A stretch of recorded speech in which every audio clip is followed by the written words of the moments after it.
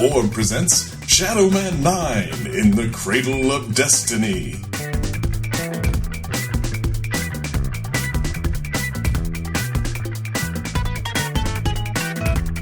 This is Gary Butterfield. This is Cole Ross. Welcome to Season 3. Welcome to the past.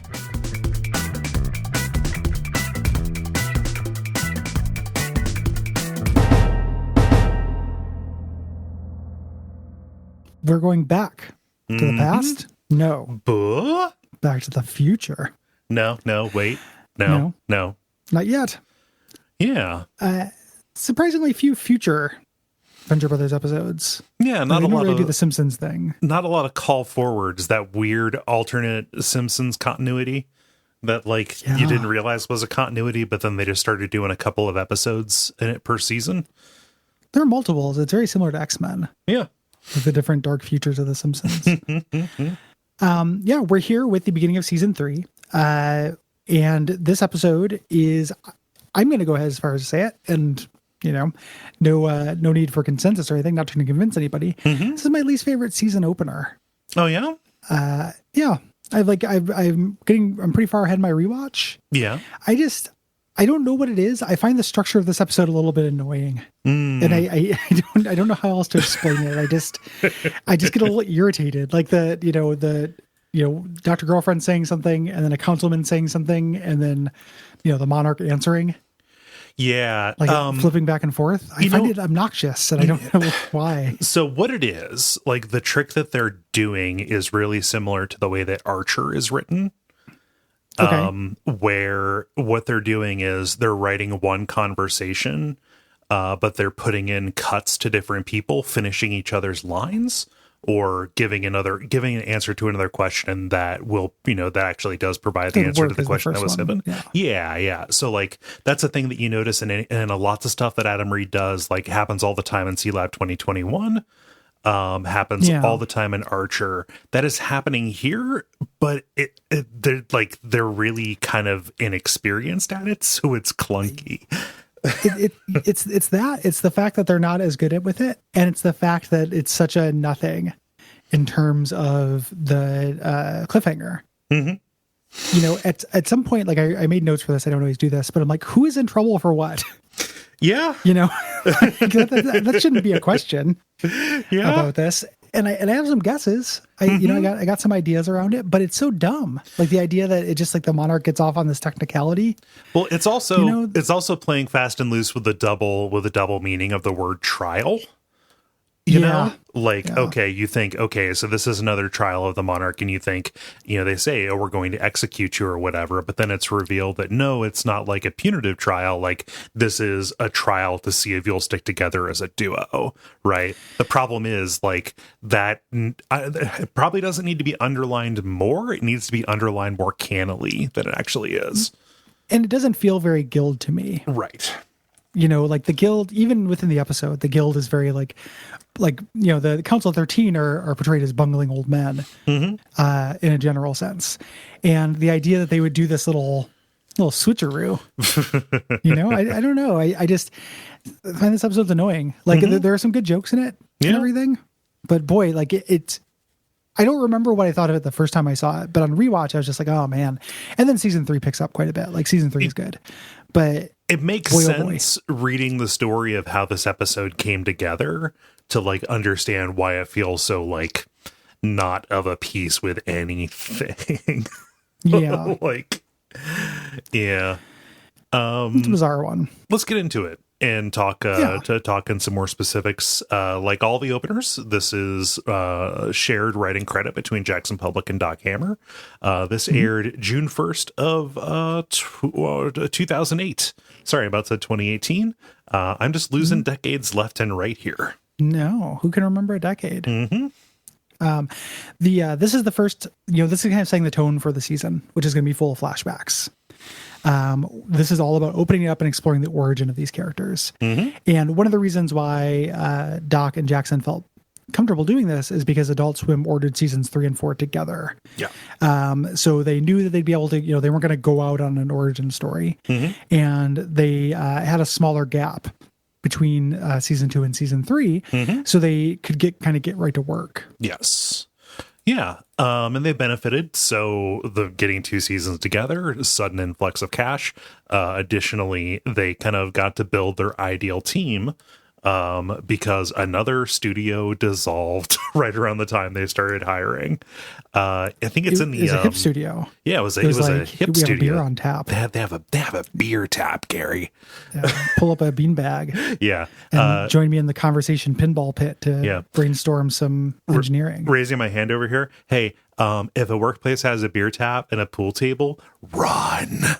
Yeah, it's like they're trying to trick you. Yep, run. You're getting that instead of other stuff. Yep. Yeah. Yeah. But they managed to hire a whole new background painting team, and that went along with another shift. This is the first season to be animated and aired entirely in HD. And boy, if you like lots of details about what goes into kind of remodeling an entire show, is Jackson Public section in the art book right for you. Yeah. It's interesting to hear about. Everything was at the wrong resolution, and a lot of this was coming to roost, like them figuring out, getting the look that they always wanted for the background pictures and the models. Yeah. Kind of figuring things out, which makes sense. Still relatively early on. The big thing they had to figure out was how to resolve the cliffhanger. Season 2, Dr. Girlfriend saying, Monarch, I'm what? Record scratch, Kid and Play show up. You're probably wondering how I got here. Yeah, but busted out, roundabout happens. It's all those things. And they actually, the weird thing about reading the book is they fight in the book. They do. It's this is like a text thing. This is like a message board fight. It's really weird. And there's arguments about who was how mad at what time. Yeah, it's so silly. The story that they don't really reach a consensus, but the idea is that public was more warm on the pregnancy. Hammer refused it, and Hammer says that he was never on board. Yes, for this. And Jackson says, no, that's you're out of your mind. You were on board with this. And he's like, no, I just entertained it because it was stupid. It's really Dermot and Hank. It is in the book for a second. What's very funny. What's really funny about it is it even extends to the captions on some of the sketches, because there's a sketch of different poses of Dr. Girlfriend, a potential new costume for her that would have allowed for her to have a baby belly, right? And Doc Hammer's comment on that is oh, Jackson just sketches all the time, just the way they just really discounting. He just says they'll have 30 pictures there. It doesn't even matter if we're going to use them. Jesus Christ, man. Yeah. And I'm actually really sympathetic to Doc's objection to making Dr. Girlfriend pregnant. It just basically, he says no, A, I don't know if I'm into telling those stories, but B, think about the character, right? Okay, so I voice her, right? So I'm gonna create her. I write her a lot. She would not be a negligent mother, and a good mother would not have a kid around the Monarch in this environment. I am really sympathetic to that as well. It was obviously the wrong choice. Yes. All the stuff with Doc being obviously I was never on board with it, just really reads as obnoxious to me. Yes. Just oh, of course, now that we haven't done it, you always didn't want to do it. It feels like saving face. Yes. To me, which is never a good look. Nope. I think. So what they ended up doing instead, so they this was left open. They started doing the kind of preliminary writing. They were writing their own episodes, and Doc was taking a really long time to write Orb, that episode. So Public started writing the Rusty and Killager scenes for the intended premiere, which will be the next episode of The Doctor is Sin. Public ended up finishing the episode, and Hammer got mad about this. And they ended up breaking it out. Made the Killager stuff its own episode. So it's in the next episode, kept some of the Monarch stuff, but changed a lot of it and ended up making Shadowman 9 as the new premiere. Yes. And so you can see the fact that this was kind of a long delayed, uneasy truce, and the result of kind of a a miscommunication or poorly communicated, let's say, like labor split, you can kind of see why this occupies a very weird space while still having some like banger jokes in it, and good background detail about these two characters, right? Yeah. They talk during the commentary and stuff. They talk about how they love the episode title for this, and this is they talk about the Council of 13. This is the first major appearance of those silhouettes. The book explains how they got the silhouettes, and the commentary talks about how they want to bring them back and focus on 2 of them, which they will do. Yeah. I just entered into season 6 in my rewatch, so I just got to do Bot Seeking Bot with Vendetta, which is one of my favorite episodes. It's so good. Show. It's like so unbelievably dumb and good. All the date with him and Ghost Robot is one of my favorite things. It's so bad. I just love that villain bar that's underneath that Quonset hut in the middle of the Don desert. Hells is incredible. It's good. Like Don Hell is incredible. Like so good. So it's nice to see that they were already laying track, but that's just kind of the thing that Doc does. He talks about in the commentary, he talks about saying like, oh, we both love Trecules. Let's give him an origin story. Like, let's have him. Still has not happened. Nope. Sadly. We open with a little tiny flashback. The Monarch is thinking about Dr. Girlfriend, screwing up the courage to break the news to him. And then he comes out of the haze. He's been phasing out. Dr. Girlfriend says, hey, keep your head in the game. That almost took me out. Because they're actually fighting a bunch of super creeps, these guild robots. Yes. Also a reference to David Bowie's best album. And Monarch says, this is the last fucking thing I expected you to say. And it never says, what she said to him. Like, what do you think it is? So, like, I think that she said, I applied for duoship in the guild or something like that. Okay. I think that, I think that would make sense, even though he would not freak out about that. I think he might have said that, or she might have said that she had him stop arching Dr. Venture under orders. Oh, okay. Because there's that little line where he's like, it's like you told me to do. I told him to stop benching Archer. Yeah. It makes no fucking sense, though. It ends up being like, I have no idea who's in trouble for what. Yes. And I have no idea how they get off like the technicality. It's so irritating to me because it's not like these creators to do this. Sorry, I keep going back to it, but it just, it's a weird, like him having, that was the last fucking thing I expected you to say. Yeah. Anything that you could put in there doesn't warrant that response. It doesn't. It's like an unsolvable math problem. Yeah.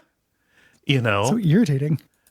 Yeah, and also like, how long is this after the time when they were in the escape cocoon, still moist with each other's love? It's a day. Okay. Yeah. So they didn't talk about anything. They're not in the middle of a conversation right now. No. They just been fighting for a whole day. Yeah. So anywho, we get our season premiere intro. They always fuck with the intro. Yep. Segment. And this time it's the Monarch and Dr. Girlfriend. This is great. Color scheme changes and Love stuff. the purple. Yeah. Yep. Really, really good. And then we cut over to the henchmen who are picking up the at the wreckage of Cremation Creek. Yeah. And 21 and 24 are talking. 21 says, now we will be as Ronin. But the Moppets step in, and this is the first time the Moppets really have like a lot of drive in anything. Like they've had, Moppet season. Yeah, it's a big Moppet season. Like they step in and basically pull rank. They say, okay, is there a henchman number 2? Is there anybody? Is there number 18? Anything like that? No. Okay. Well, we were number 2 to Dr. Girlfriend, so everybody here needs to answer to us, and they back it up. They've got weird little daggers. And little psychos. I like the line in the commentary because they're talking about like, oh, nobody likes these people, and they say, well, I think it's Doc who says you're not supposed to like them. You're supposed to think they're funny. Yeah. And I do think they're funny. No, they're great. I'm glad they disappear when they disappear. Yes. I'm glad we get a couple Moppet seasons and then we take the focus off of them. Yeah. them in this episode is great. Like I love, because the rest of the henchmen try to strong him, and he's just like, oh, let's do this. And the way they fight is he does like a Matrix, like from the second Matrix movie. Yeah. Fight. Except he's just at waist height, so he just kicks everyone's balls in a circle. It's really well animated as well. Like I like the way this looks. Yeah, it's very funny. Yeah, but having established dominance, I think it's I know Tim Tom. What's the name of the other one? Kevin says, Team A, clean this place up. Team B, take this list to Home Depot. You ask for Carl. Yeah, like he's got a everything guy. in that declarative voice is very funny.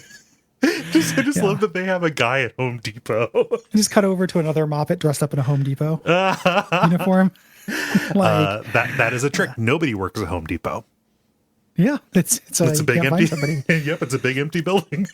That's some homeowner humor there for you, listeners. Yep. Okay. From Cole Ross. Yeah. Where's that from? Did you make up the nobody works at Home Depot thing, or is that like a known? Is that like a homeowner joke that I don't get?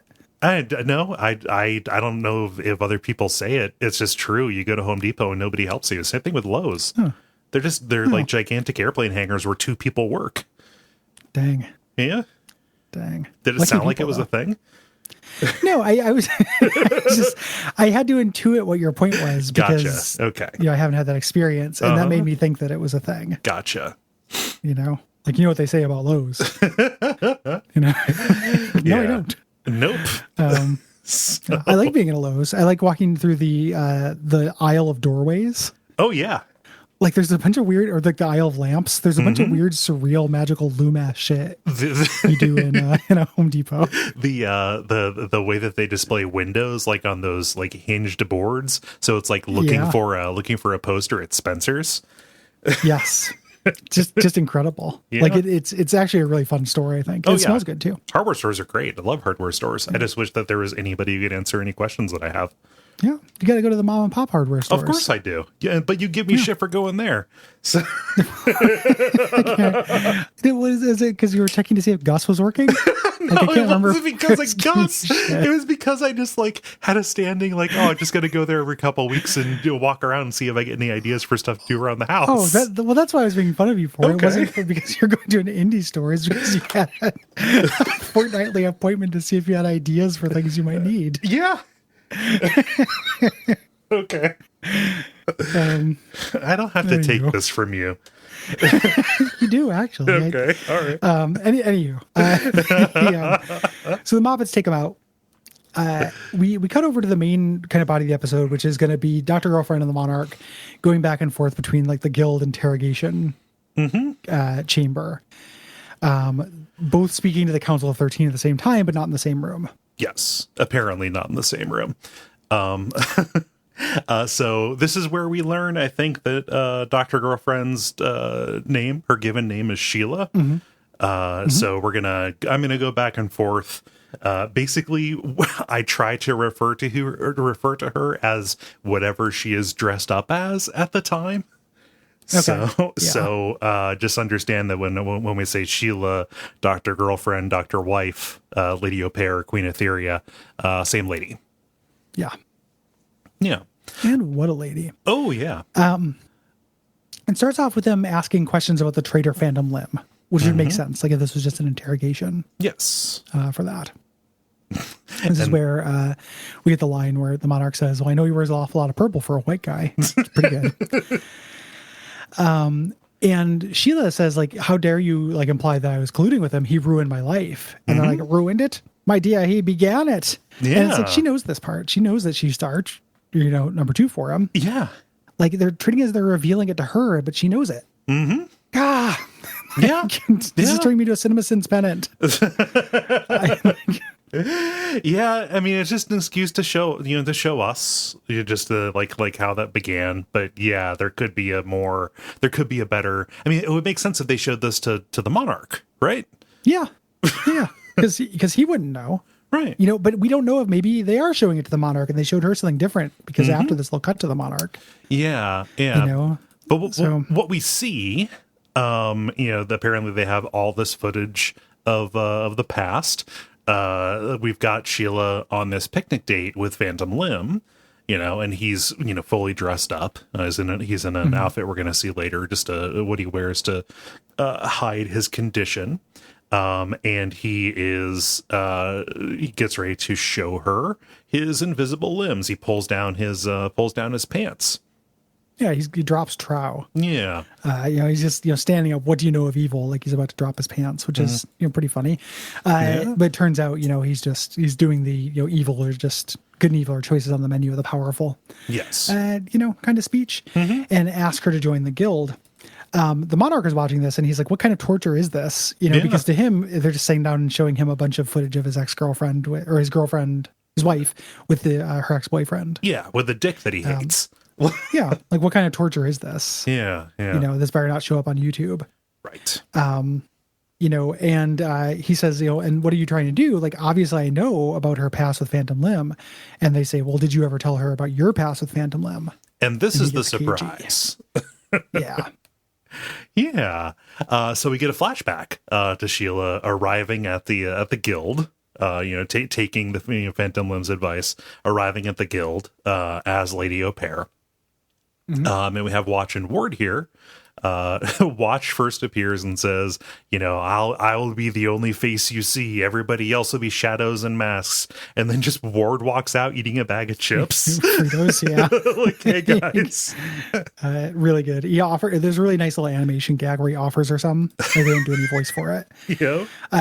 They're asking her orientation questions and talking about her getting powers. So they're like, offering her things like, here's Ocelot Woman, mutated Ocelot, basically just does itself. You get Ocelot powers. Mink to Lovely, just take a quick dip in a tank of boiling minks that have been belted with gamma rays. Yeah. It's like taking a quick dip in a boiling minks. Just the big barrel that they have with the belts putting in gross. Yeah. And Dr. Girlfriend is rightfully like, hey, this isn't really what I imagined. I don't want to, is there anything that doesn't emphasize the sexiness, angle of this? Yeah. Like, oh, you're a women's lib type, right?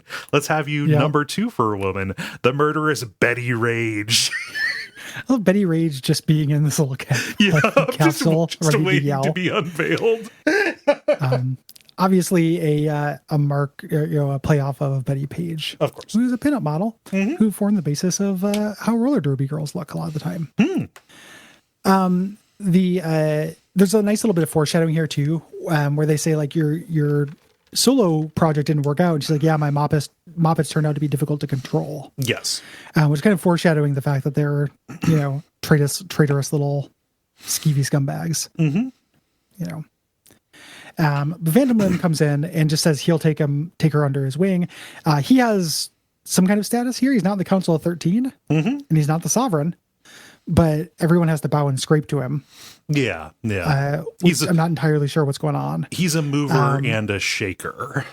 Yeah. Yeah. He takes her under his wing and he calls Shadowman 9, and this turns out to be the Monarch. Yes. And the Monarch is immediately smitten. Immediately giving her the eyes. Shadowman. So the Phantom Limb's henchmen, he calls them Shadowmen. And of course, henchmen only have numbers. So it says, hey, Shadowman 9, take her to my lair. At this point, we get a little bit of shtick with the council deciding to start yelling silence so they can sound intimidating. I like when they start interrupting each other with it. And then they start coaching each other on how to do it better. It's very cute. The council is great. Yes. The council is like very, very adorable old men. Super good. Yeah.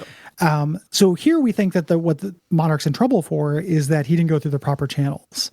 They're asking questions about they found out he's been venging arching venture since college, not venging archer. Let's go back to the intro of this.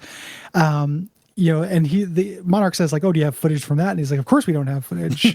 We're not magic angel babies. We don't have anything from that long ago. And he says, what are you going to do? Show me hours of footage of me abusing myself to Margie Post. Which is a good taste, Monarch. Yeah. If you're going to masturbate to anybody on Night Court. What you weren't a bowl Roz man? No, you weren't like, all in for bowl. Yeah. Yeah, not a bowlman. Yeah. No, good pull on Marky Post there. Yeah, I like really how they ask him to elaborate on something, and he thinks like, Night Court was sweeping the nation. Like, it's very funny if they had asked him to elaborate on that. Oh man! So we just get a flashback as the Monarch tells his story of attempting to blow up Dr. Venture, TS, Rusty. Like he's standing behind a tree. He's dressed up in a leather jacket like a little punk. And a lab building blows up. And one of his friends runs up immediately and says, "Hey, did you hear the news? TS Venture blew up Werner Underbite's face." So a little bit of backstory here. Underbite thinks that Rusty is the one who caused the accident that blew off his jaw. No, it was the Monarch attempting to kill Rusty. Yeah. So he's upset about this. Shortly after this, Rusty leaves because his dad died. The Venture car that picks him up is based on a real car called the Avro car, apparently, which is really wild looking if anybody looks that up. So then he talks about how he is in his what they call in the Monarch community a pupil stage, where he made his own uniform and made his own Monarch mobile. And I love him just screaming and manually flapping the wings of the Monarch mobile. It's so good. It's really, really good. And like they really luxuriate on it too, as he plows through different parts of the compound, just yanking on this little pull rope to make the wings go. Like he's driving through the hallways. Yeah. It's so good. He comes up on something we've seen before, from I Know Why the Cage Bird Kills, the scene where all the subtle innuendo that led to Myra having sex with Rusty, the very test tubes that she was sucking off. Yep. He comes in, he jumps out, he's out of breath, and Myra just starts beating the shit out of him. Yeah.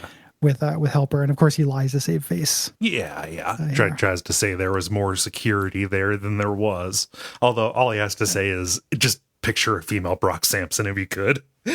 Yeah, like, exactly. That's enough. Myra, incredibly competent. Yeah. So the Monarch says, his excuse for why he did what he did is like, I had no idea who you guys were back then, so I couldn't have followed your rules.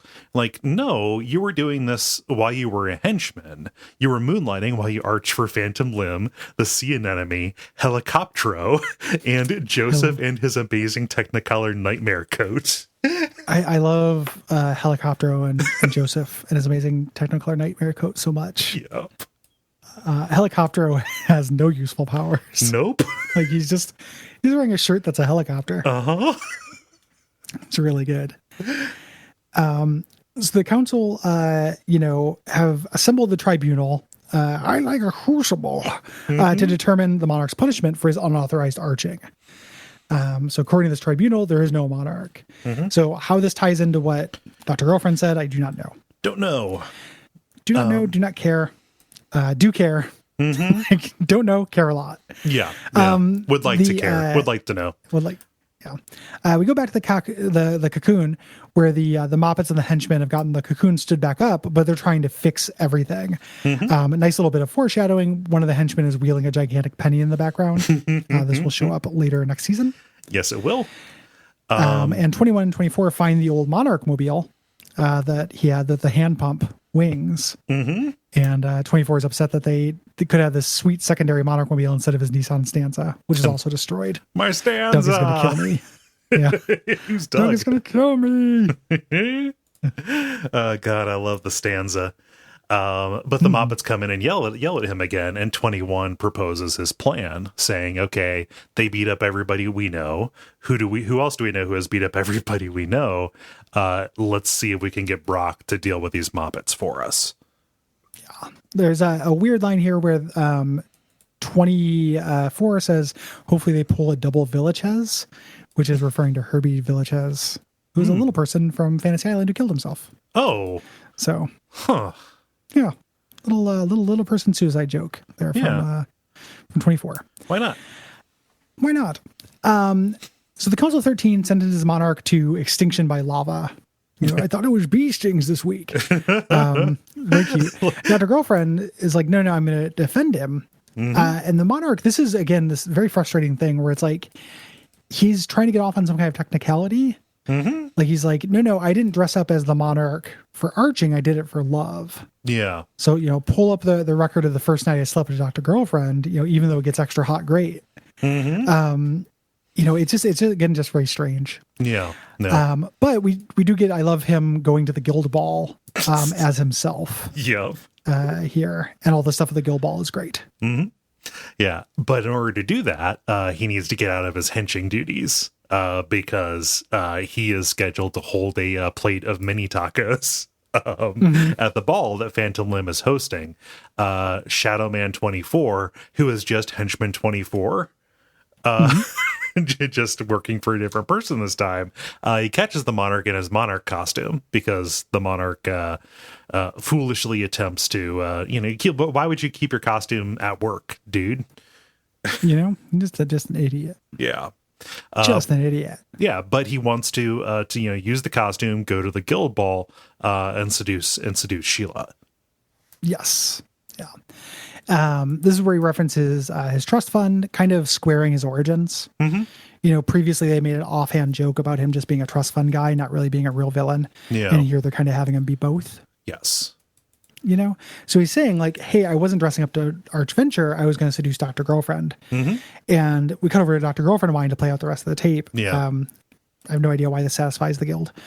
I love the party, though. I love the guild ball. We get all the extras and stuff, including one of my favorite extras, I've decided, which is the gigantic MODOK guy, who I found out is called the Notorious Headface. Notorious Headface is great. Oh, yeah. Only appears here and then once in mention, but apparently there was more stuff with the Notorious Headface in an earlier draft, so maybe there'll be some deleted scenes. Hopefully. Yeah. Love that guy. I love the Monarch here. I'm like, he has to be making up this story.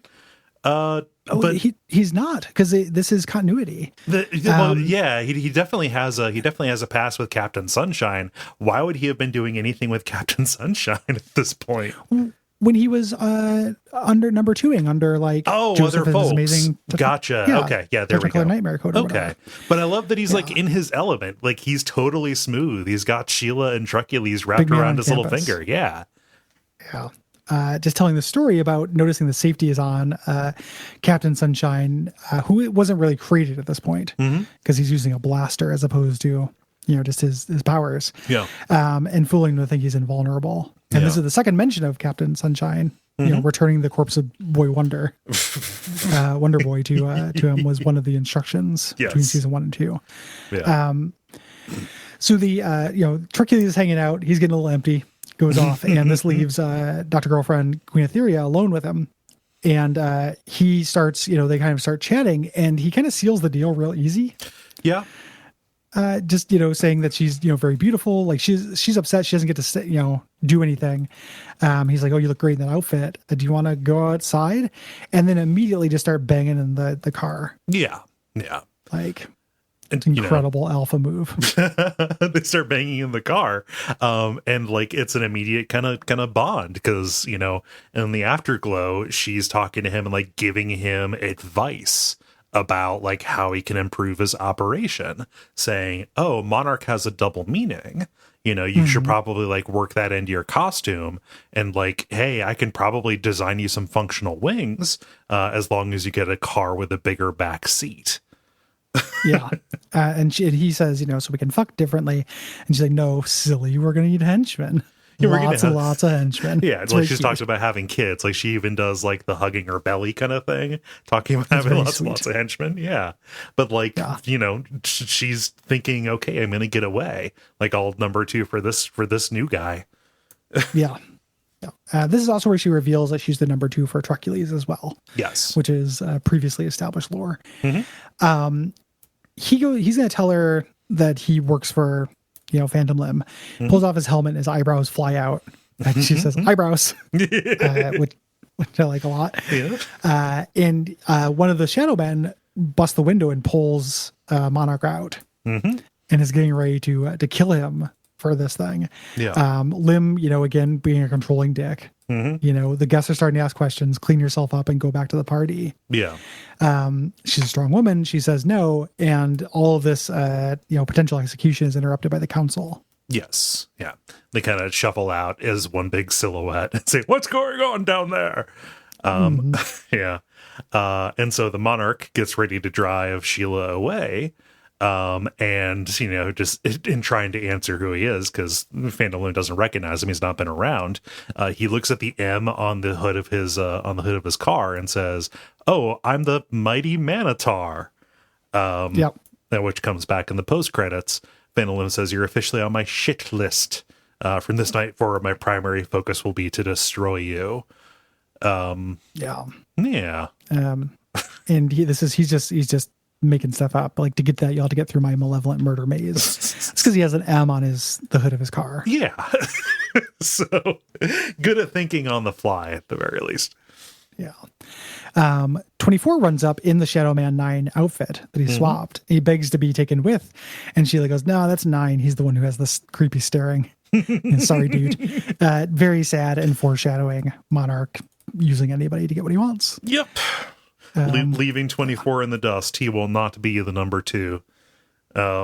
He will forever be at 24. And by forever, I mean until the end of this season and most of the way through the next. Yeah, he sticks around, kinda. This is one of my favorite jokes in the thing, when they cut over and Monarch says, "What, did that video have a wipe in it?" Like, that's very cute to me. Councilman 3 got Adobe Premiere. Was it too showy? Was it too showy? I thought it would make the scene more lively. And I'm always here for some Adobe Creative Suite jokes. It's very funny. Again, I love the council just kind of support each other. Councilman 3 got Adobe Premiere. Like, just very excited. And the Monarch, he says, like, "Hey, and you changed the music. You of course you remember the song that you first made love to to your wife to, future wife to, yeah." And it's like, "Oh, we couldn't afford the rights to the Sugar Cube song. We almost sealed the deal, but then Bjork's lawyers got testy or something." Yeah, yeah. So we don't know which song it is. They end up playing that "Rev Me Up" fake Brock song. Yes, during it. Dr. Girlfriend says, like, "Hey, this is really implausible that Phantom Limb wouldn't have recognized the Monarch as his henchman." So it was obvious that he was actually hiding the Monarch's activities from the guild. Yeah. And this works. This is the convincing argument. The dividing wall opens up. The Monarch and Dr. Girlfriend reunite. They think that they're going to die, but the Sovereign comes on and delivers the verdict. Yes. Before that, we go over to the 21-24, watching Brock talk to the Moppets, and he doesn't fight them. He ends up shaking their hands. This is where we get the 24 saying, he's just talking to them. Maybe he can kill with sound. Maybe his voice is a killing sound, which is from Dune, a killing word. Yes. Yeah. At one point also, when they're talking, he says, maybe they're doing the Marquis of Queensberry rules, which is very funny. What in the world could Brock have possibly said to these guys? Like, so you guys want to fix the cocoon? I'll help. Yeah. I don't know. Like, Brock, none of the Ventures get a line in this episode. It's the only episode in the series. Right. The only episode where Patrick Warburton doesn't have a speaking credit. It's part of relying on, like, why it feels weird as an episode, and then part of as kind of like laying down a mission statement for this season that we're going to expand our cast even further. But Tim Tom is displeased that that 21 and 24 tried to stage a coup, so he starts stabbing 24 repeatedly. No, he comes up and he says, whose idea was it? Oh yeah, and he wants to congratulate him. He's like, why don't you get more of your friends? And he ends up stabbing 24 because after they build the cocoon, they pour Gatorade on him. Oh yes, you're right. Yes, there we go.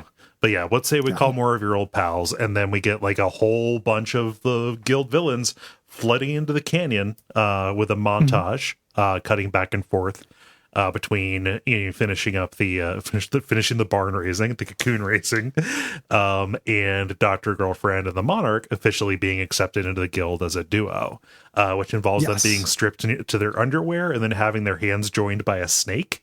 Yeah, tying a snake in a knot around their hands. It's so good. Very funny. Yeah.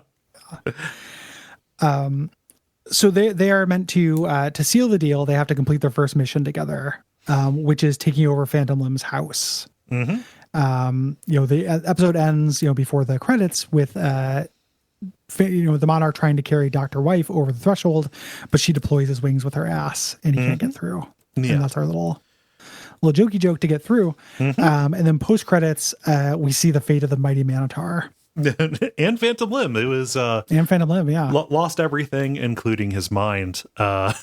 We've got this old MTA employee walking into his bedroom. Phantom Limb is waiting in the dark.